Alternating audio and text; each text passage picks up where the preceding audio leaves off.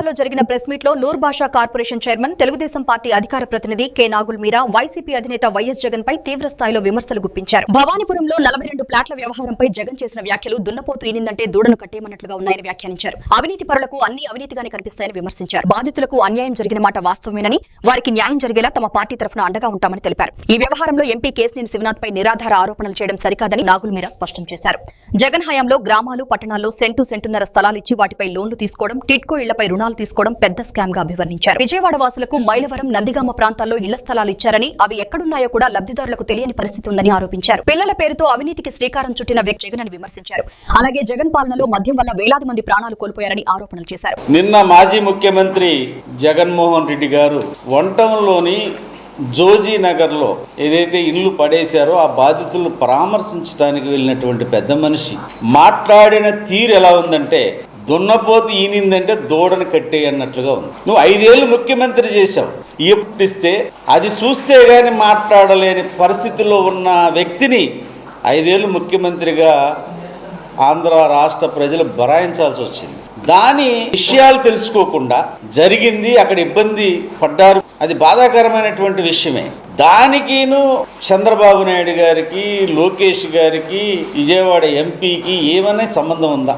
అంటే నువ్వు ఒక అవినీతి పరుడు కాబట్టి నీకు ఏదైనా అవినీతి కోణంలోనే కనపడుద్ది. పచ్చకామర్లోడికి లోకమంతా పచ్చగా కనపడు. జగన్మోహన్ రెడ్డి అవినీతి పరుడు, దాని మీద సిబిఐ విచారణ జరగాలని కూడా ఆయన డిమాండ్ చేశాడు. అసలు నీ మీద సిబిఐ విచారణలో ఎంతవరకు వచ్చినాయి? వాళ్ళ ఏసీబీ కోర్టుకి, సిబిఐ కోర్టుకి, ఈడీల ఆఫీసుల చుట్టూ తిరుగుతున్న పెద్ద మనిషి అవినీతి పరుడివి. నువ్వు ఈ రకమైనటువంటి ఆరోపణలు సరైనవి కావు. వాస్తవంగా జోజీనగర్లో ఒక సొసైటీ వేరే వాళ్ళకి అగ్రిమెంట్ ఇచ్చి, ఆ అగ్రిమెంట్ అక్కడ ఉన్నటువంటి వాళ్ళు, ఇప్పుడు ఉన్నటువంటి వాళ్ళందరికీ కూడా అతను రిజిస్ట్రేషన్ చేయడం జరిగింది. దాని మీద వాళ్ళు కోర్టుకు వెళ్ళారు, వీళ్ళు కోర్టుకు వెళ్ళారు. అది కింద కోర్టు నుంచి, హైకోర్టు నుంచి సుప్రీంకోర్టు దాకా వెళ్ళింది. కోర్టు ఆదేశాల మేరకు అది పడేయాలని నిర్ణయించినప్పుడు అక్కడ ఉన్నటువంటి వాళ్ళందరూ ఎమ్మెల్యే సుజనా చౌదరి గారిని కలిశారు, ఎంపీ చిన్ని గారిని కలిశారు, మమ్మల్ని కలిశారు.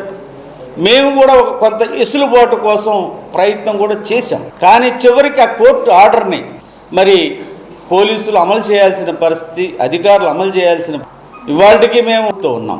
వాళ్ళకి న్యాయం జరగాలి. ఎందుకంటే బ్యాంకు లోన్లు పెట్టి వాళ్ళు కట్టుకున్నటువంటి వాళ్ళకి తెలియదు పాపం, అమాయకంగా నష్టపోయినటువంటి వాళ్ళకి అండగా ఉండేటువంటి పరిస్థితులు ఇవాళ మా ప్రభుత్వం ఉంది.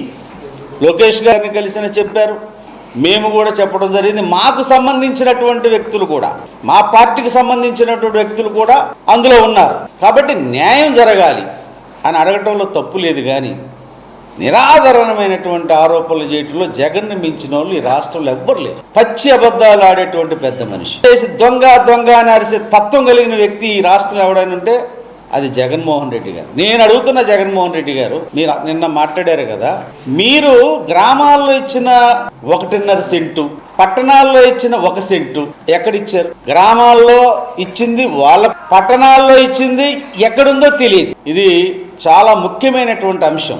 దీన్ని ఏం చేశారు మీరు? గ్రామాల్లో ఉన్న వాళ్ళ ఇంటి సబ్సిడీని మింగేశారు. కేంద్ర ప్రభుత్వం ఇచ్చింది, గ్రామాల్లో ఇచ్చిన దాని మీద, పట్టణాల్లో ఇచ్చిన దాని మీద, చివరికి సెంటున్నర స్థలం మీద కూడా నువ్వు లోన్ తీసుకున్నావు. ఎంత దుర్మార్గం! ఒక పేదవాడికి సెంటు స్థలం ఇచ్చి ఆ సెంటు స్థలానికి కూడా నువ్వు లోన్ తీసుకుంటే, టిడ్కో ఇల్లు, కేంద్ర ప్రభుత్వం, రాష్ట్ర ప్రభుత్వం కట్టే టిడ్కో ఇళ్ళ మీద కూడా నువ్వు లోన్ తీసుకున్నావు. ఏంటి తెలుసా పరిస్థితి? లక్షలాది మంది బ్యాంకు వాళ్ళు వచ్చి వాళ్ళ ఇళ్ళ దగ్గర కూర్చొని మీరు లోన్ తీసుకున్నారు, మీరు కట్టాలి, లేదా మీకు ఎన్పీ అయిపోద్ది అని వాళ్ళని ఒత్తిడి తెస్తున్నటువంటి నేపథ్యం. వాళ్ళందరికీ నువ్వేం సమాధానం చెప్తావు జగన్ రెడ్డి? వేలల్లో, లక్షల్లో ఉన్నారు వాళ్ళు. అది కూడా స్కామే. ఎక్కడండి? విజయవాడ వన్ టౌన్ వాళ్ళకి నువ్వు మైలవరంలో ఇస్తావా, గన్నవరంలో ఇస్తావా, నందిగామలో ఇస్తావా?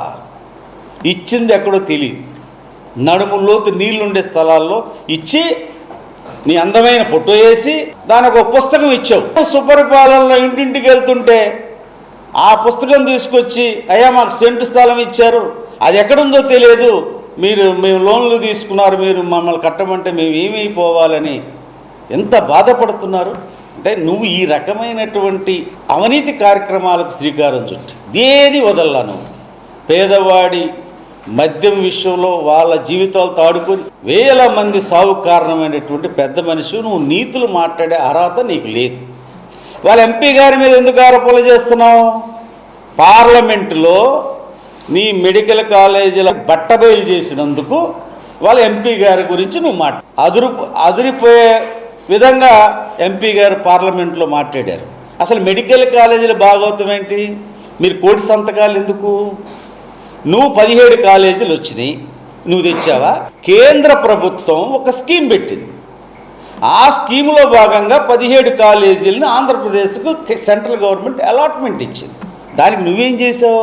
దాన్ని వాల్యుయేషన్ పెంచి ఒక్కొక్క కాలేజీకి 200 కోట్ల రూపాయలు వాల్యుయేషన్ పెంచి నువ్వు టెండర్లు పిలిచి అవి అరకొరగా పూర్తి చేసి ఇవాళ నీకు కావాల్సిన నువ్వు తీసుకొని ఈ రోజున చంద్రబాబు నాయుడు గారు ముందు చూపుతోటి పీపీ పద్ధతుల్లో దాన్ని ఏం చేశారు? పేదవాడికి ఇంకా దగ్గర చేశారు. దాంట్లో 500 సీట్లుంటే ఇప్పుడు చంద్రబాబు నాయుడు గారు తీసుకున్న విధానం పట్ల 500 సీట్లు 650 సీట్లు అవుతున్నాయి. అవి పేదవాడికి అందేటువంటి అవకాశం ఉంది. అన్నిటికి మించి వైద్యం కూడా ప్రభుత్వము ప్రైవేటు వ్యక్తులు కలిపి చేసేది. అది ప్రైవేటు వ్యక్తులకు ఇవ్వలేదు, ప్రభుత్వ భాగస్వామ్యంతో ఇచ్చారు. ప్రభుత్వ పర్యవేక్షణతో ఉంటుంది. ప్రభుత్వానికి లోబడి పనిచేయాలి. వాళ్ళు అధునాతనమైనటువంటి కాలేజీలు వస్తాయి, సౌకర్యాలు మెరుగవుతాయి, వాళ్ళ పేదలకి వైద్యం అందుద్ది, వాళ్ళకి మెడికల్ సీట్లు పెరుగుతాయి.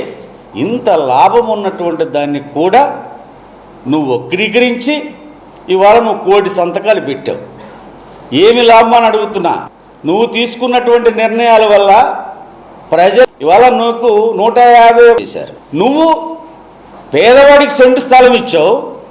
విశాఖపట్నంలో ఋషికొండలో 500 కోట్లు పెట్టి నీకు భవనం కావాలా? పేదవాడేమో సెంటు స్థలంలో బ్రతకాలి. నువ్వు 500 కోట్ల అతి విలువైనటువంటి మరి అనేక వసతులు కలిగినటువంటి అయ్యగారి బెడ్రూమ్లో పడుకుంటే సముద్రం కనపడేటట్లు స్విమ్మింగ్ పూల్స్, అంటే నువ్వంత విలాసవంతమైంది. నీకేమో ఇడుపులపాయలో ప్యాలెస్ ఉండొచ్చు, పులివెందుల్లో ప్యాలెస్ ఉండొచ్చు, లేదా బెంగళూరులో ప్యాలెస్ ఉండొచ్చు, హైదరాబాద్లో ప్యాలెస్ ఉండొచ్చు. నీకు ఇన్ని ప్యాలెస్లా నువ్వు చుట్టం చూపుగా వస్తున్నావు. ఎప్పుడు మీరు బెంగళూరులో ఉంటున్నారు, మీరు వ్యాపారాలు చేసుకుంటున్నారు, అడపా వచ్చి ఈ ప్రభుత్వం మీద బురజల్లేటువంటి పనులు చేస్తూ ఉన్నావు. ప్రజలు చాలా చైతన్యవంతులు, ప్రజలు ఆలోచిస్తున్నారు. ఇవాళ ప్రజలు చాలా సంతోషంగా ఉన్నారు. నిర్బంధమైన పాలన పోయింది, నిరంకుశ పాలన పోయింది, భయపెట్టే ప్రభుత్వం పోయింది, స్వేచ్ఛగా జీవించేటువంటి పాలన వచ్చిందని. కాబట్టి ఈ రోజున మా ఎంపీ గారు రోజుకు 15-16 గంటలు మరి ఎప్పుడు లేని విధంగా విజయవాడ పార్లమెంటుని అభివృద్ధి చేయాలనే తపన 2,85,000తో నన్ను గెలిపించినటువంటి ఈ నియోజకవర్గ ప్రజలు రుణం తీర్చుకోవాలన్నటువంటి ఆకాంక్షతో ముఖ్యమైనటువంటి కేంద్రం నుంచి తీసుకొస్తా ఉన్నారు. వాళ్ళ రైల్వే స్టేషన్ 938 కోట్లు శాంక్షన్ చేయించారు. బైపాస్ని గొల్లపూడి నుంచి మరి పున్నమి దాకా తీసుకొచ్చారు. అట్లాగే మన రామర్పాడు రింగ్ నుంచి ఎయిర్పోర్టు దగ్గర ఫ్లైఓవర్ కూడా తీసుకొచ్చారు. ఇంకా అనేకమైన ఈ రోజున ఎంపీ గారు కృషితో వస్తూ ఉన్నాయి. తెలుగుదేశం ముఖ్యమంత్రి కానీ లోకేష్ గారు కానీ జనసేన, తెలుగుదేశం, బీజేపీ మేము ఇది ప్రజలు ఇచ్చినటువంటి అవకాశం ఇస్తాం తప్ప నీలాగా నీ సొంత లాభాల కోసం ఉపయోగించే తత్వం తెలుగుదేశం పార్టీ కానీ కూటమి నేతలకు లేదు. నరేంద్ర మోదీ గారి సహకారంతో ఇటు పవన్ కళ్యాణ్ గారు, లోకేష్ గారు, చంద్రబాబు నాయుడు గారు వీళ్ళ మొత్తం కూడా ప్రపంచమంతా తిరిగి చదువుకున్న బిడ్డలకు ఉద్యోగ అవకాశాలు కల్పించాలని 20 రూపాయల పెట్టుబడులు ఆంధ్ర రాష్ట్రానికి తీసుకొస్తుంటే, ఆంధ్ర రాష్ట్రం వైపు పారిశ్రామికవేత్తలు అందరూ చూస్తుంటే నువ్వు కోర్టు చుట్టూ తిరిగేటువంటి ప్రయత్నం. మేము ప్రపంచమంతా పరిశ్రమల కోసం మా నాయకులు తిరిగే పరిస్థితి ఉంది. కాబట్టి నీ పకటికల్లో మానేసి నిరాధారమైనటువంటి ఆరోపణలు చేయటం సరైనది కాదు. అలా చేసి తెలుగుదేశం పార్టీ